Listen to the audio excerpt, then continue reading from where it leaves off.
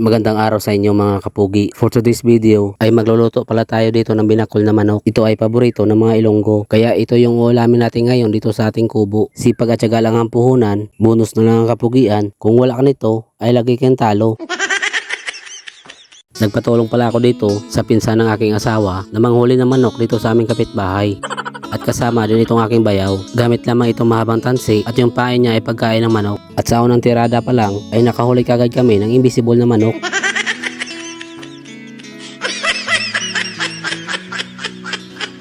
Buti na lang sa pangalawang subok ay nauto pa namin itong mga manok.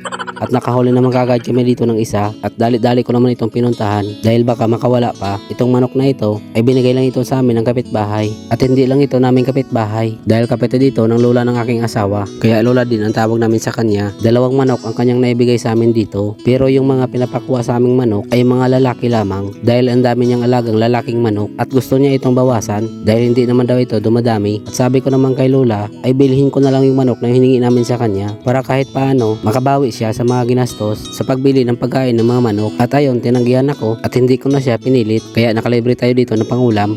Pagkatapos ay umakyat na ako dito ng bundok dahil dito tayo magluluto ng ating pananghalian mga kapugi. Dito kasi sa itaas ng bundok ay sobrang napakatahimik at presko ang kapaligiran. Kumuha lang pala ako dito ng dahon ng niyog para gagawin kong salasala dahil marupok na yung dati kong ginawa na inilagay ko dito sa lutuan sa labas ng ating kubo. Lagi kasi yun nililipad ng hangin dahil sa bagyo kaya palitan na lang natin para maganda naman tingnan. Kapag gumagawa ako dito ng salasala ay hindi ko na hinahati ito sa gitna dahil isa lang naman yung gagawin natin kaya sayang naman kung hahatiin mo pa, diba? Mindset.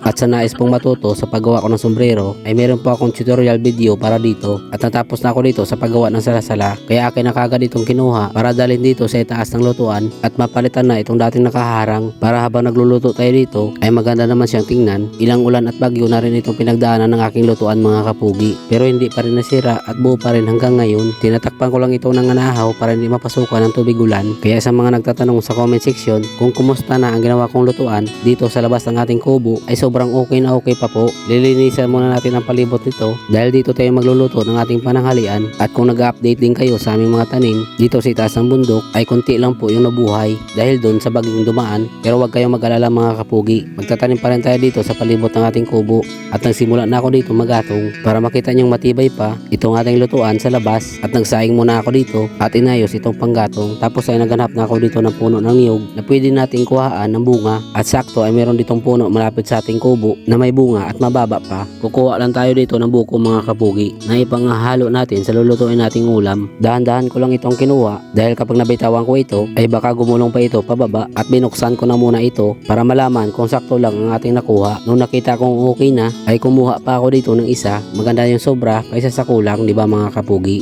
At dinala ko na kagad ito para dalhin dito sa lamisa sa labas ng ating kubo at kinuha na din yung mga gamit na gagamitin natin sa pagluluto. At habang nag-aantay tayo na maluto ang ating sinaing ay magbabalat muna tayo dito ng papaya tapos tamang tingin sa ating nilulutong kanin. At para maalis yung buto nito ay atin itong kukutsarahin bago ito hiwain na sakto lang din sa ating lulutuin. Pagkatapos ay hugasan ito para maging malinis din at malapit na din maluto itong ating sinaing kaya tamang ayos muna ng panggatong dito sa ilalim. At nung naluto na itong ating kanin ay nilagay ko na ito sa kabilang butas para maisa lang na itong susunod nating lulutuin at binuksan ko lang muna ito hanggang sa uminit na itong palayok. Habang nagpapainit ay kumuha na ako dito ng tanglad. Kumuha lang ako dito ng isang malit na puno nito na ipanghalo natin sa ating lulutuin. Pagdating dito sa lamesa sa labas ng ating kubo ay kagad ko naman itong hinugasan para maisabay ko na din mamaya sa pagsalang. At nung mainit na itong ating palayok ay nilagyan ko naman kagad dito ng mantika para maigisa na kagad itong bawang, sibuyas at luya. At pagkatapos matosta itong rekado ay isinunod ko na isinalang yung manok ng kapitbahay.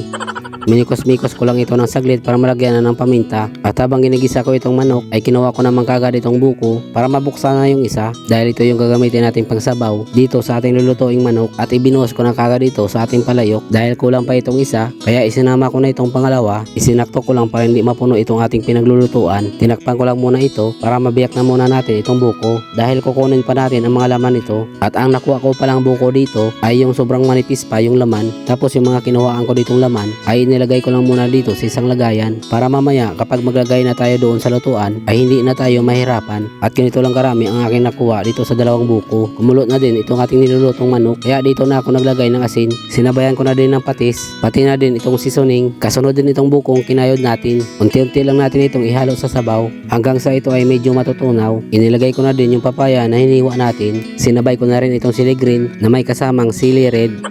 Pati na rin itong tanglad na kinuha natin kanina. Tinakpan ko lang ito para maluto na itong gulay. Hindi ko nang pinakuluan ng matagal itong karne na manok dahil bata pa yung nahuli natin kanina. At nung malapit na maluto itong ating niluluto ay tinikman ko na ito para malaman ko kung sakto na ang timpla. Kaso medyo matabang pa kaya nilagyan ko kagad dito ng kaunting asin. Bago ko ulit ito tinakpan, nung naluto na lahat ng mga ricado ay dito na ako naglagay ng dahon ng sili labuyo. Binabad ko lang ito ng saglit sa sabaw dahil mabilis lang naman ito maluto. At nagpalit na din ako dito ng damit dahil basa na ng pawis yung suot ko kanina, at nilagay ko na din ang sinaing sa lamisa. Kasunod ko na din itong inahon, itong niluto nating binakol.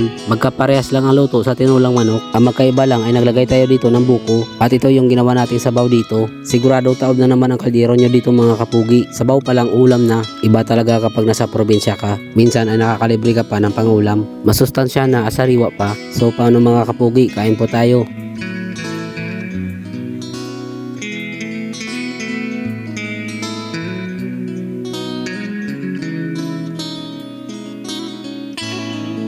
At sa mga nakaabot sa dulo ng aking video, maraming salamat at God bless sa inyong lahat. Shoutout nga pala kay Emalinda Bundal Coralde na taga Erega, Camsor, kay Ogie Landicho, kay Hilmark Tura from Quezon City, kay Alan Garcia Galura watching from Kalumpit, Bulacan, kay Dexter Rempes na taga Pila, Laguna, kay Sip Manzano watching from Riyadh, Saudi, kay Dabdab na taga Preto Diaz, Sorsogon na nakatira sa Padre Garcia, Batangas, nagtatrabaho sa Riyadh, Saudi Arabia, kay Junjun Nob Gamos watching from Riyadh, KSA, kay Joseph Ginob, kay Mindorinyang Bicolana, kay Jeffrey Acuna watching from Batangas City, kay Danda na taga GMA Cavite, kay Jesus Alcantara na taga Alcala, Pangasinan, kay Ronquillo Consigna Linlo watching from Taiwan City, kay La Arne shoutout sa kanyang mother-in-law na si Elizabeth na nasa Puerto Princesa City, Palawan, at kay Rodsky Pineda at sa Pineda family dyan sa Cabuyao, Laguna. At yun lamang po mga kapugi, maraming salamat.